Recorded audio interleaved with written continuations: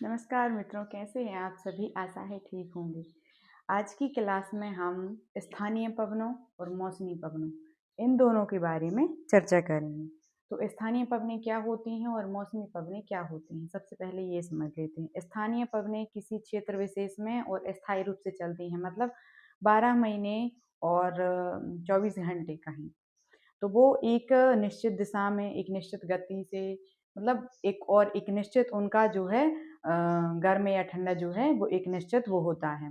Okay, फिर उसके बारे में बात करते हैं हम मानसूनी पवनों के बारे में। तो जो मानसूनी पवनें हैं वो कैसी होती? मानसूनी पवनें मानसून के अनुसार बदलती रहती हैं, कि जैसे जब जैसा जैसा मानसून का परिवर्तन होता रहता है वैसे वैसे पवनों की दिशा, पवनों का वेग और पवनों की गति, ये सब इन सब चीज़ों में परिवर्तन होता रहता है। तो सबसे पहले हम मानसूनी पवनों के बारे में समझते हैं। मानसूनी पवनें क्या होती हैं? मौसम के अनुसार 6-6 महीने में पवनें अपनी दिशा परिवर्तित कर लेती हैं। ओके, मौसम के अनुसार 6-6 महीने में पवनें अपनी दिशा परिवर्तित कर लेती हैं, जिन्हें हम किस नाम से जानते हैं? मानसूनी पवनों के नाम से। तो इसका पहले हम टॉपिक डाल लें। कौन सी पवनें? मानसूनी पवनें। ओके, मानसूनी पवनें। ओके, क्या टॉपिक क्या है? मानसूनी पवनें। फिर हम मानसूनी पवन किसको कहते हैं? 6-6 माह में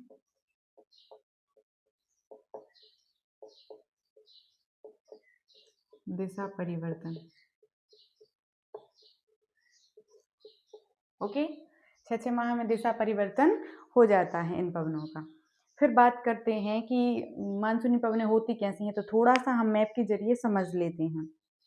आप सबसे पहले जैसे हम भारत से ही समझते हैं, तो आप देखेंगे कि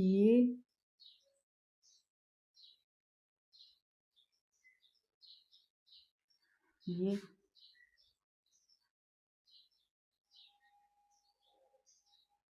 ये भारत का नक्शा है, और ये आप देखिए कि ये जो है ये दक्षिणतम हिस्सा है, ये भी और ये भी। ओके, तो ये दक्षिणतम हिस्सा है और ये भी दक्षिणतम हिस्सा है। तो आप देखेंगे कि जैसे यहाँ पे हमने छोटा सा सन बना दिया, सूर्य। ओके, दोनों साथ में ही समझते चलें, जिससे आपको समझने में आसानी होगी।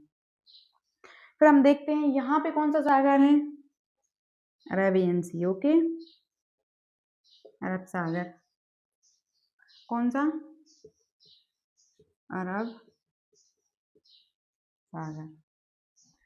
और यहाँ पे बंगाल की खाड़ी, यहाँ पे हिंद महासागर। तो आप देखेंगे कि जैसे जैसे जब वर्षा ऋतु का जो समय है वो शुरू होता है, जब आप देखेंगे कि जून जुलाई के समथिंग, तो यहाँ से पवनें यहाँ की ओर चलती हैं, तो उन्हीं के साथ बादल आते हैं और पूरे भारत में वर्षा करते हैं। तो यहाँ पे कौन सा प्रेशर होता है और यहाँ पे कौन सा प्रेशर होता है, वो आपको समझना मोस्ट इम्पोर्टेंट है। तो यहाँ पे होता है लो प्रेशर और यहाँ पे होता है कैसा? High pressure. मतलब यहाँ पे वायुदाब अधिक होता है, यहाँ पे वायुदाब कम होता है, तो यहाँ से पवनें यहाँ की ओर चलती हैं। तो पवनें कैसी चलेंगी? ऐसी। कब? जून जुलाई के मंथ में। ओके, और अब आप यहाँ पे देखें कि जैसे ही मतलब जो एक प्रकार से देखा जाए कि जो बरसात का जो मौसम है, जब वो समाप्त होने को होता है, तो जब बरसात का मौसम समाप्त होने को होता है, तो यहाँ पे लगभग ठंडों के टाइम पे आप देखेंगे कि पवनें जो है यहाँ से यहाँ की ओर अपनी दिशा परिवर्तित कर लेती हैं। कैसे? ऐसी हो जाती है, अरब सागर की ओर चलने लगती हैं। ओके, तो इसे हम क्या कहते हैं? इसे कहते हैं दक्षिण और पश्चिम, दक्षिण पश्चिम मानसून। कौन सा मानसून है ये? दक्षिण पश्चिम मानसून। ओके, और ये कौन सा मानसून है? ये है उत्तर पूर्वी मानसून।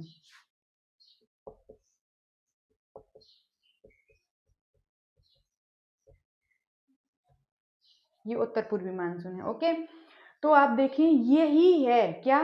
मानसूनी पवनें, जो कि 6-6 माह के अंतर से अपनी जो है दिशा में परिवर्तन कर लेते हैं। तो यहाँ पे लो प्रेशर जनरेट होता है, यहाँ पे हाई प्रेशर, तो हाई प्रेशर से लो प्रेशर की ओर जो है पवनें चलती हैं। तो फिर इसका ही विपरीत यहाँ पे हो जाता है, जैसे यहाँ पे हाई प्रेशर है तो यहाँ पे फिर लो प्रेशर हो जाएगा, और यहाँ पे कैसा हो जाएगा, हाई प्रेशर। ओके, तो ऐसे ही परिवर्तन होता है, तो आप समझ गए होंगे। अब हम बात करते हैं स्थानीय पवनों के बारे में। स्थानीय पवनें कैसी होती हैं और क्या होती हैं, उनके बारे में थोड़ा सा समझ लेते हैं। ओके,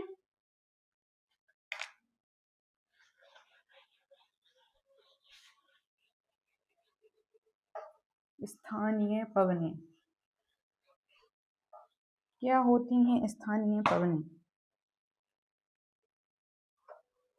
समझते हैं हम।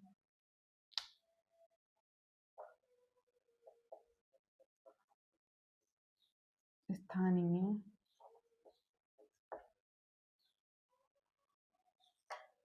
स्थानीय पवनों के थोड़ा सा प्रकार भी देख लेंगे और स्थानीय पवनों के बारे में भी समझ लेते हैं। तो स्थानीय पवनें वो होती हैं जो एक विशेष क्षेत्र में, मतलब निश्चित क्षेत्र में, निश्चित दिशा में, निश्चित गति से प्रवाहित होती हैं।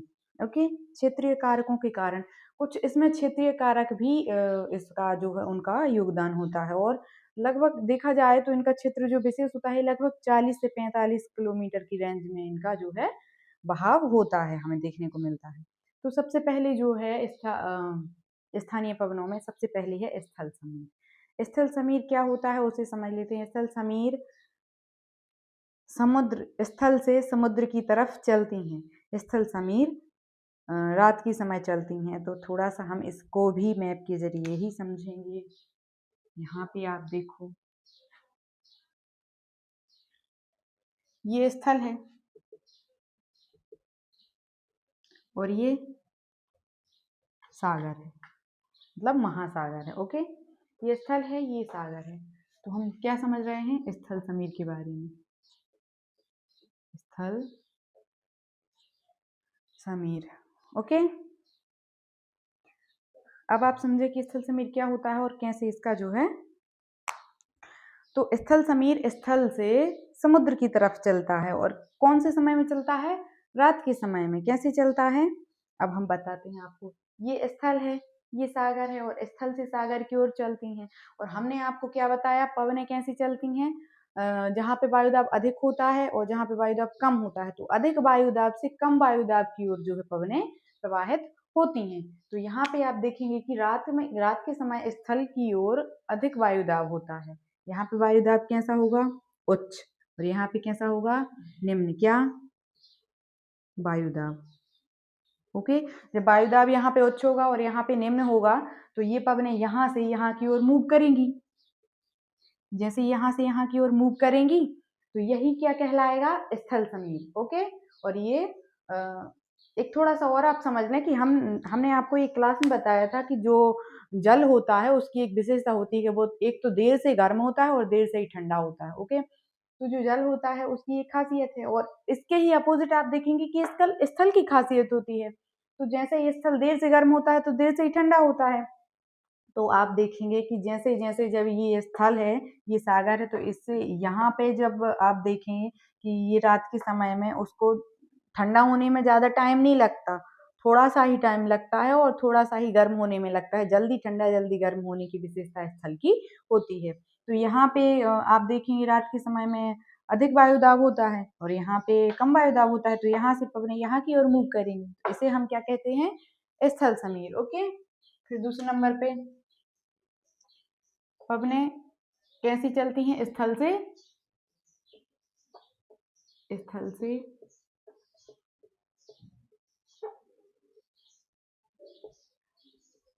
समुद्र की ओर। फिर दूसरे नंबर पे है जल समीर। जल समीर क्या होता है, इसी को रख के हम देख लेते हैं, और आप ये भी लिख लें कि ये रात के समय में होता है। क्या? स्थल समीर। ओके, कब? रात के समय होता है। फिर जल समीर, इसी का अपोजिट आप देख लें कि यहाँ पे वायुदाब जैसे उच्च है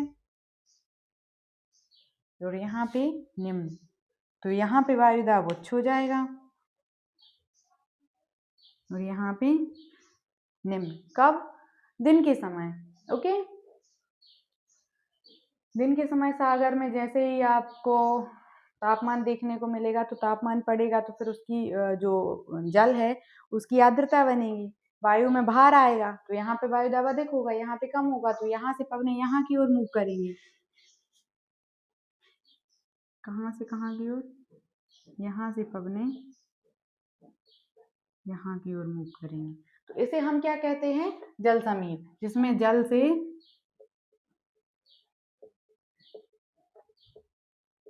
स्थल की ओर पवने मूव करती हैं। ओके, और ये कब घटित होता है? दिन में।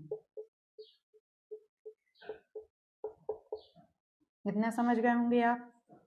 अब तीसरे नंबर पे हम बात करते हैं पर्वत समीर की। कौन सा? पर्वत समीर।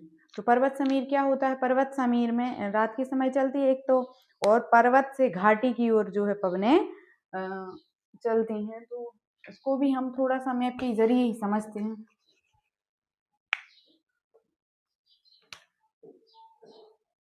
आप देखेंगे कि ये पर्वत है और ये घाटी है।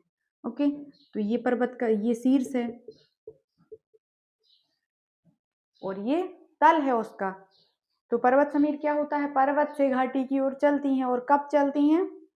रात में। आप देखेंगे कि यहाँ पे तापमान जब दिन के समय में यहाँ पे तापमान पड़ेगा, तो यहाँ पे फिर यहाँ की जो वायु है वो हल्की हो जाएगी, तो वायु दाब यहाँ पे कम होगा। और वही प्रोसेस जब रात में होगी उसके अपोजिट, तो यहाँ पे जो है आप देखेंगे कि यहाँ पे वायु दाब अधिक होगा। जब वायु दाब अधिक होगा यहाँ पे, तो फिर यहाँ पे वायु दाब कैसा होगा? अधिक। क्या? वायु दाब अधिक। और यहाँ पे क्या होगा? कम। ओके, यहाँ पे अधिक, यहाँ पे कम। तो आप देखेंगे कि जब वायु दाब यहाँ पे अधिक और यहाँ पे कम होगा, तो पर्वत से तल की ओर जो है पवने प्रवाहित होती हैं। तो इसे हम क्या कहते हैं? पर्वत समीर। पर्वत से घाटी की ओर।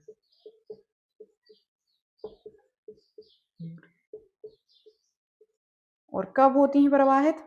रात के समय में।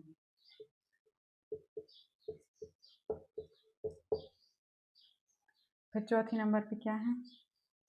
घाटी समीर। घाटी समीर बिल्कुल पर्वत समीर का उल्टा है। घाटी समीर में जो पवने हैं वो घाटी से पर्वतों की ओर चलती हैं। दिन के समय में आप देखेंगे कि यहाँ पे जैसे ही तापमान लगेगा घाटियों की ओर, तो यहाँ पे जो है थोड़ा थोड़ा सा क्या है, आप देखेंगे कि तापमान इतना अधिक तो नहीं पहुंच पाएगा। जब तापमान इतना अधिक नहीं पहुंचेगा, यहाँ पे ज्यादा पहुंचेगा शीर्ष पे पर्वत के, तो यहाँ पे क्या है? वायु में भार हल्का होगा, वायु हल्की होगी, तो यहाँ की वायु हल्की होगी, वायु दाब कम होगा। तो और यहाँ पे जो है वायु दाब अधिक हुआ, कहाँ? घाटियों में। तो यहाँ से जो है पवने यहाँ की ओर चलेंगी, ऐसे इस दिशा में मूव करेंगी, ऊपर की ओर, पर्वत के शिखर की ओर। तो इस दिशा में जब प्रवाहित करेंगी पवने, तो इसे हम क्या कहेंगे? घाटी समीर। घाटी से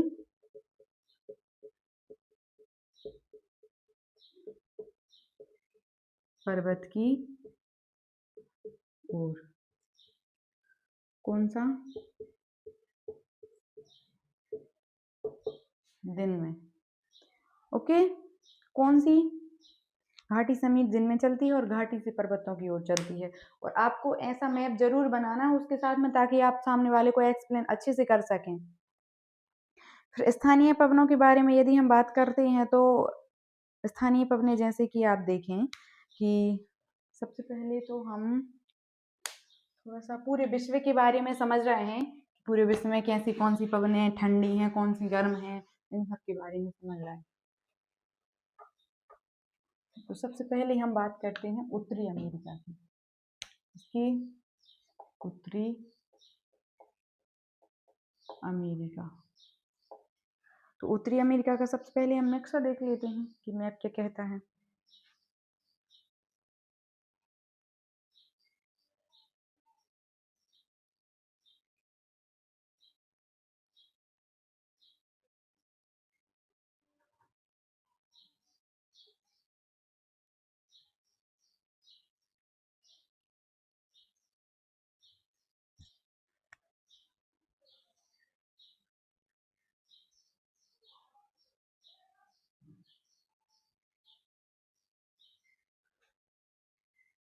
ठीक है, सबसे पहले ठंडी पवनों के बारे में समझ लेते हैं। कौन सी?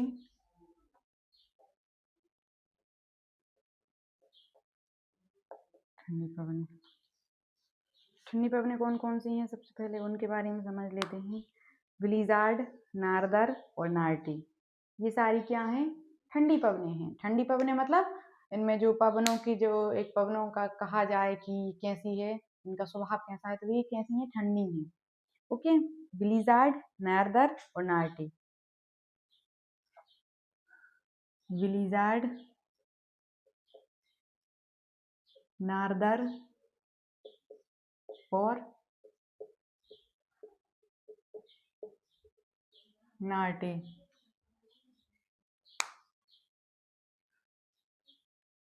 तो सबसे पहले देख लेते हैं ब्लिज़ार्ड कहाँ पे प्रवाहित होती है। यहाँ पे, ये कौन सी है?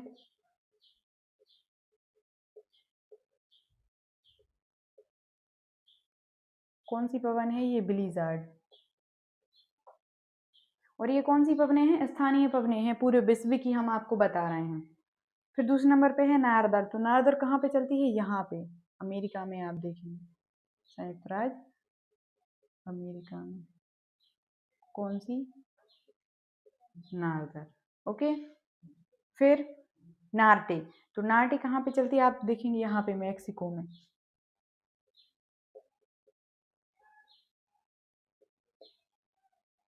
कौन सी? नार्टे। ओके, अब हम समझते हैं गर्म पवनों के बारे में कि गर्म पवनें कौन कौन सी हैं। तो सबसे पहले देख लेते हैं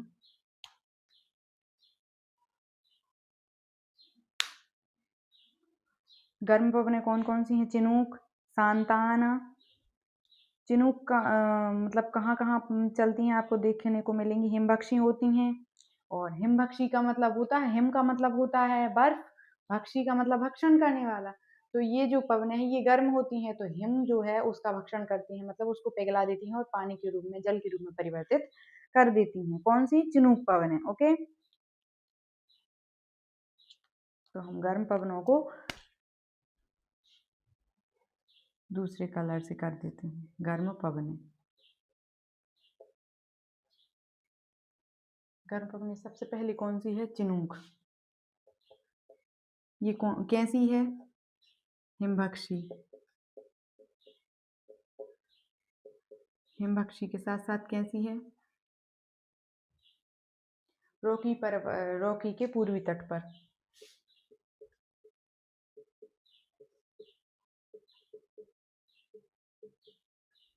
पूर्वी तट पर। यहाँ पे आप देखेंगे कि रॉकी पर्वत है, ऐसा ऐसा, ये सारा रॉकी पर्वत का रेंज है। तो इसके पूर्वी तट पर, पूर्वी तट मतलब ये, ओके, ये वाला हिस्सा पूर्वी तट होता है।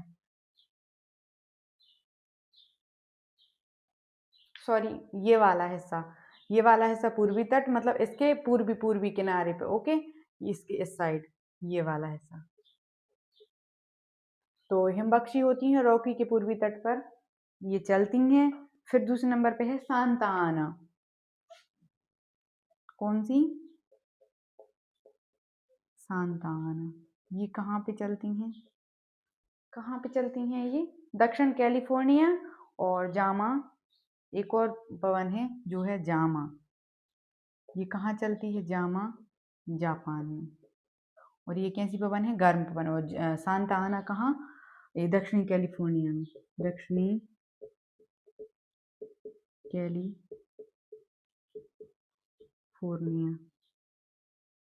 ओके, दो तीन पवनें और हैं, जैसे कि ब्लैक रीलर और पापागाओ, ये दो पवनें हैं। तो ब्लैक रीलर यहाँ पे आपको देखने को मिलेगी। ये कौन सी है? Black reeler. और एक और कौन सी है? पापागाओ, जो कि कहाँ पे है? यहाँ।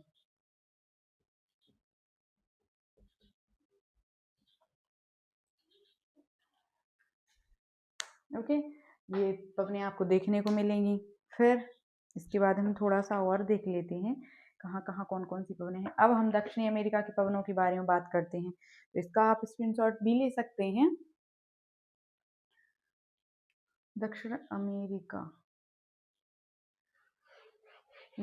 अमेरिका की पवनों के बारे में समझ लेते हैं। स्थानीय पवनें ही हैं। कौन सा? दक्षिणी अमेरिका। तो सबसे पहले दक्षिण अमेरिका का मैप देख लेते हैं हम।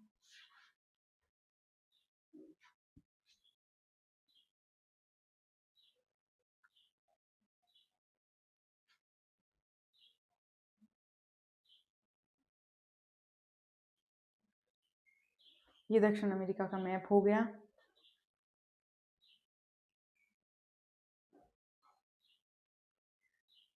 ओके, अब सबसे पहले गर्म पवनों के बारे में बात करते हैं। गर्म पवनें कौन कौन सी हैं? गर्म पवनें इक्वाडोर, जो कि नेवाडास कहते हैं। ओके, नेवाडास कहते हैं, इक्वाडोर में चलती हैं। और जोंडा पवनें, तो आप देखेंगे कि इक्वाडोर में कौन सी? नेवाडास, और दूसरे नंबर पे है जोंडा। कहाँ चलती हैं? इक्वाडोर। नेवाडास पवनें इक्वाडोर में चलती हैं। तो इक्वाडोर कहाँ पे है? आप देखेंगे यहाँ पे। कौन सी? नेवाडास, इक्वाडोर में। ओके, दूसरे नंबर पे हमने आपको क्या बताया? जोंडा पवनें यहाँ पे चलती हैं।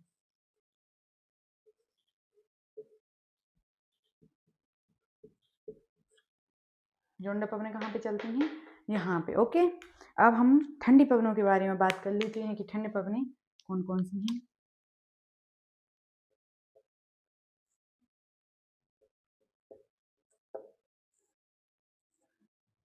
ठंडी पवनें कौन कौन सी हैं? फ्राईरेम सुराजो और पेम्पेरो पवन। फ्राईरेम और दूसरे नंबर पे पेम्पेरो। तो फ्राईगेम कहाँ पे है? आप देखेंगे फ्राईगेम है यहाँ पे है, और पेम्पेरो पवन उसके नीचे है। यहाँ पे है फ्राईगेम, यहाँ पे है पेम्पेरो। कौन सी? पेम्पेरो। यहाँ पे कौन सी है? फ्राईगेम। ओके, ये सारी पवनें हैं। यहाँ पे गर्म पवनें नेवाडास, जोंडा, नेवाडास इक्वाडोर में, और जो ठंडी पवनें हैं फ्राईगेम है और पेम्पेरो। ओके, फिर हम अफ्रीका महाद्वीप के पवनों के बारे में भी समझ लेते हैं। तो इसका आप सबसे पहले स्क्रीनशॉट ले लीजिए।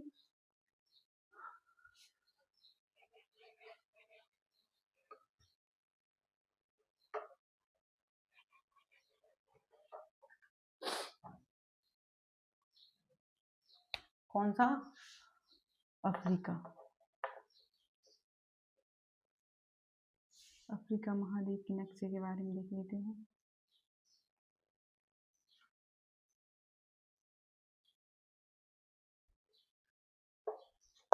सॉरी,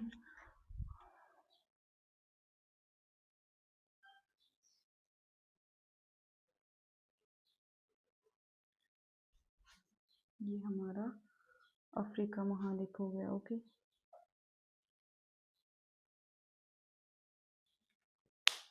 तो अफ्रीका महाद्वीप के बारे में समझ लेते हैं कि कौन सी पवन कहाँ पे चलती है। आप देखेंगे कि अफ्रीका महाद्वीप यहीं से आपको देखने को मिलेगा। यमन जो देश है वो यहाँ पे है। फिर यहाँ पे आपको मिस्र भी देखने को मिलेगा। मिस्र के बाद भूमध्य सागर के उस पार आपको यूरोपीय महाद्वीप देखने को मिलेंगे। तो जो मोरक्को पवन है, मोरक्को पवन यहाँ पे चलती है। कौन सी? मोरक्को। ओके, फिर दूसरे नंबर पे है सिरोको पवन। सिरोको पवन कहाँ पे चलती है? यहाँ पे। कौन सी? सिरोको।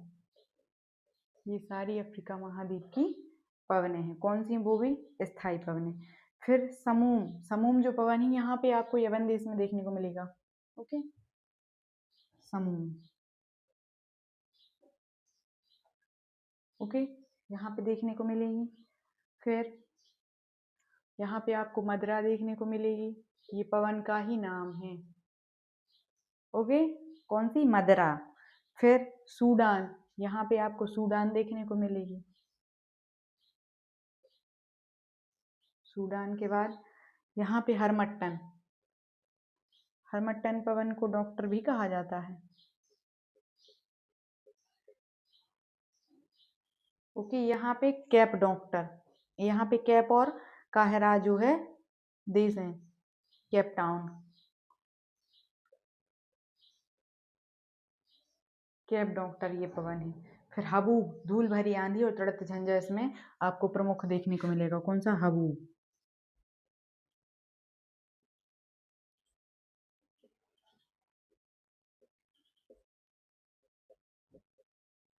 धूल भरी आंधी,